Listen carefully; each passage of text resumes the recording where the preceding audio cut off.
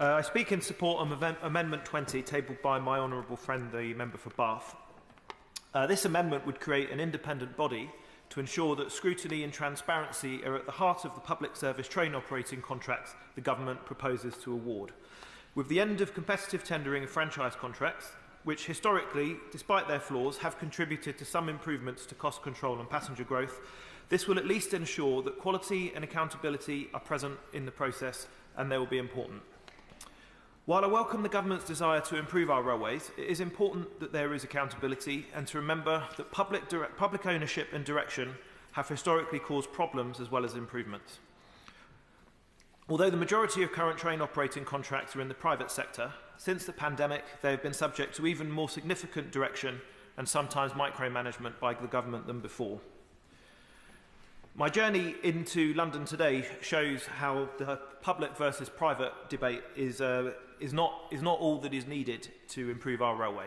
At Didcot Parkway this morning, only 1 out of 3 ticket offices was working and 2 out of 4 ticket windows were closed. That led me to miss train number 1, a private sector set of problems, and then the next couple of trains I wasn't able to get because of public sector problems in the form of Network Rail signalling problems. Again, the ideology is less important than the delivery.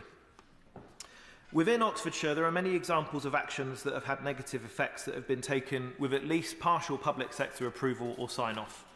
These include withdrawal of HST trains from Great Western Railway, leading to intercity trains with fewer carriages elsewhere.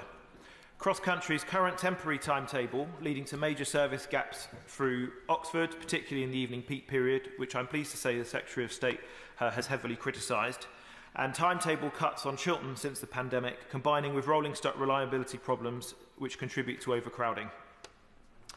Ensuring that the best public sector quality arrangements are put in place will make it easier for the government to focus on the investment our railway needs, so it can play its full part in the economic transformation our country deserves. Examples of proposed beneficial projects in Oxfordshire include a new station at Grove, a new Oxford to Witney railway, completion of East West Rail to Cambridge, Didcot to Oxford electrification, passenger trains on Oxford Cowley branch, and, as my honourable friend, the member for Bistock and Woodstock said, an effective solution for the impact on local traffic of Bicester-London road level crossing. Will he give way? Yes. I thank him for giving way, and I agree with everything that he says. I just wanted to say congratulations on her wonderful maiden speech. It is something that we shouldn't... You should have to sit down. It's just something we shouldn't forget, but there are so many new members, and it was such a wonderful speech, and I wish her and her daughter all the best on her journey. And I'm sure at the end of his speech he also wants to mention the maiden speech. Yes, you're absolutely correct, and I do apologise I omitted to do that. Yes, your passion and tribute to your constituency was very clear, and it was very touching and moving to hear about your child and your family, and I know that you'll be a great champion for SEND provision going forward. In conclusion, I hope the government will extend its passion for public ownership to investment in the rail infrastructure that we in Oxfordshire need, and as many other members have said, the rest of the country will benefit from. Thank you.